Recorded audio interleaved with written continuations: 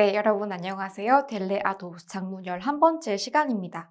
오늘은 우리가 약속 정하는 글에 대해서 함께 써볼 텐데요. 그럼 먼저 목차부터 보도록 하겠습니다. 오늘은 친구와 약속 정하는 글에 대해서 작문을 해보고 그리고 관련 어휘로 영화관 그리고 영화에 대한 어휘를 같이 공부를 한 다음에 학습을 마무리하도록 하겠습니다. 그럼 먼저 지시사항 보시고 문제를 풀어보도록 할게요. 오늘 지시사항입니다. Un amigo le escribe para quedar la próxima semana. 여러분들 친구가요, 다음 주에 만나기 위해서, 약속 정하기 위해서 글을 하나 남겼는데요. Conteste a su amigo. 이제 답장을 해야 합니다. 근데 중요한 건 뭐죠? 그렇죠? 장문에서 중요한 건 첫 번째로는 일단 유형 1 같은 경우에는 편지글이 나오는데 특히 요구사항을 다 충족을 시켜줘야 한다. 그래서 이번 경우에는 saludar, 인사하고 decir que ha hecho esta semana. 이번 주에 무엇을 했는지 이야기를 하고 explicar que va a ser la próxima semana. 다음 주에는 무엇을 할 건지 explicar 설명하고 y decir un día, un lugar y una hora para quedar. 그리고 어떤 요일에 어떤 날에 어떤 장소에서 몇 시에 만날 건지도 명시를 해줘야 합니다. 그다음에 hacerle dos preguntas y despedirse. 그다음에 이제 질문 2개를 하고 마지막 작별 인사를 하면 됩니다. 그래서 이 조건 충족해서 글을 적으면 되고 지금은 연습 우리가 같이 하고 있기 때문에 제가 원래 유형 1에서 요구하는 것보단 조금 더 길게 준비를 했습니다. 그렇다면 이제 친구가 어떤 메시지를 남겼는지 먼저 독해를 해보도록 하겠습니다. Hola, ya es sábado y no he hablado contigo en toda la semana. 이제 벌써 토요일이 됐고 내가 이번 주에는 너랑 말을 아예 못했다. 대화를 우리가 통 못 나눴어. ¿Qué has hecho? ¿Mucho trabajo? 너 이번 주 어떻게 지냈어? 뭐 일이 많았니? 무엇을 했니? 라고 이제 묻고 있습니다.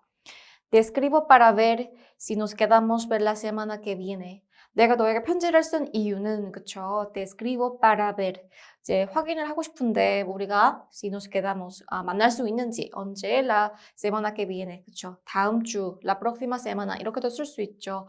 다음 주에 만날 수 있는지 조금 확인을 해보고 싶은데 tienes que hacer muchas cosas.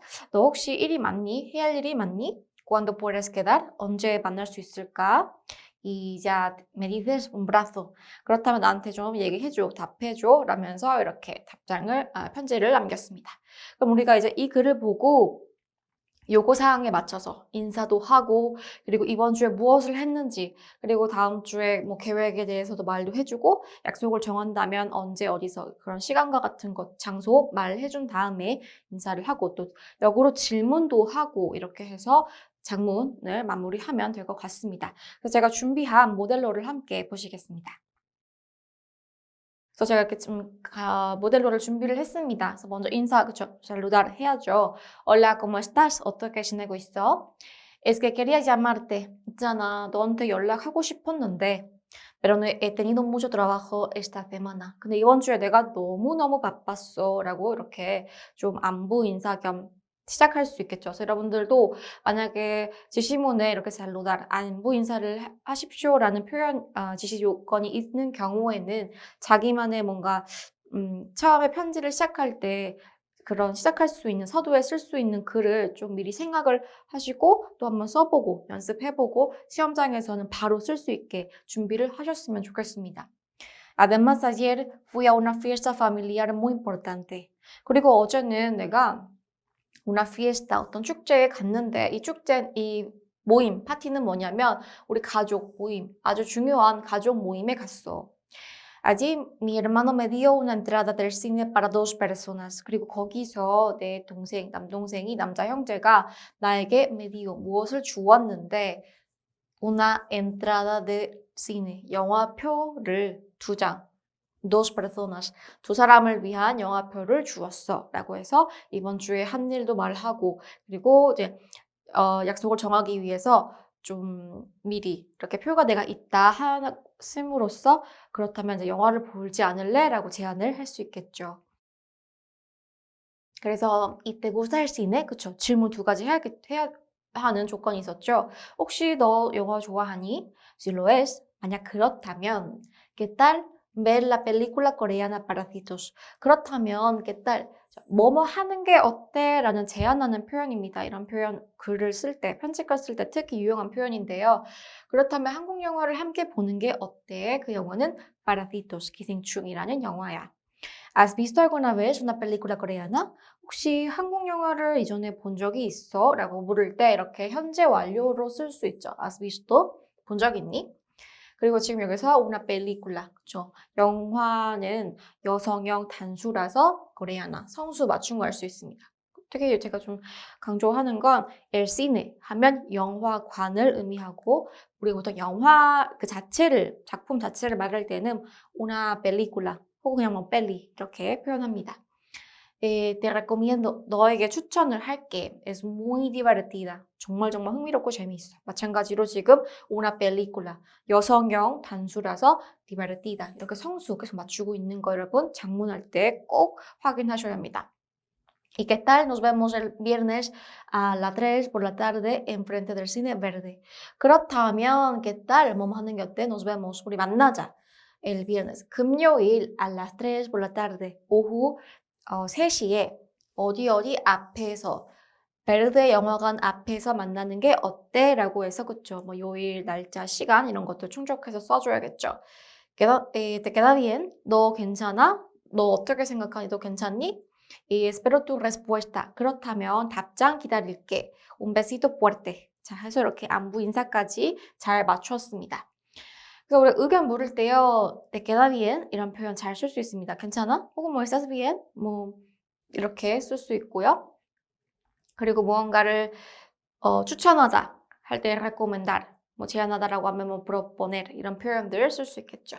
그래서 이렇게 해서 모델로를 우리가 함께 써보았는데요. 그렇다면 이제 오늘 약속을 정하는 데 있어서 유용한 표현 어떤 것들이 있는지 우리가 한번 보겠습니다. 그래서 먼저 가장 보편적으로 많이 쓰는 거 ¿Qué tal?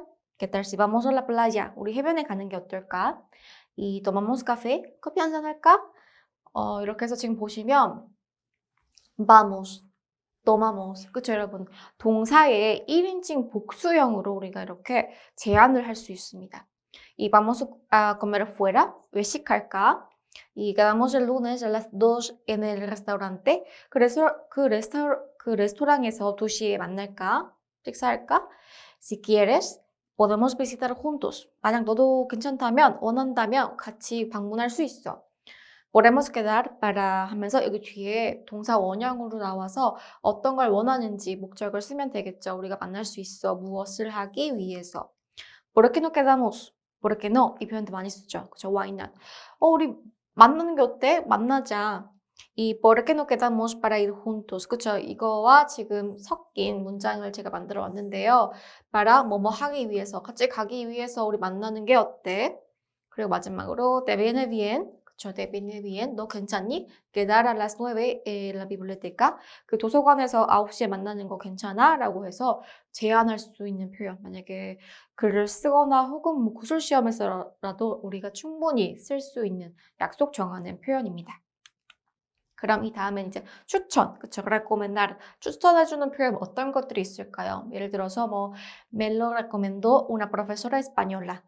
나에게 만약에 뭐 책이라면 혹은 뭐 영화라면 나에게 그것을 만약에 영화였다면 라가 되겠죠. la película. 나에게 그것을 스페인어 선생님이 recomendó, 추천해 주었어. Escuche una crítica en radio o en la televisión. 뭐 텔레비전이나 라디오에서 그것에 관한 비평을 들었어 라고 쓸 수도 있고 Un amigo me habló de esta película. 내 친구가 나에게 이 영화에 대해서 말을 해주었는데요 하면서 또 이렇게 뒤에 쓸 수 있겠죠. 그래서 내가 이러한 것들을 추천을 받았거나 혹은 이러한 비평을 들었거나 친구한테 얘기를 들었는데 이런 것들이 좋더라. 그래서 우리 같이 하는 게 어떨까라는 식으로 우리가 제안글, 추천글 다 아울러서 연습을 할 수 있습니다. Dame leí una crítica o una redacción en el periódico. 신문에서 어떤 비평이나 혹은 짧은 글을 내가 읽었다.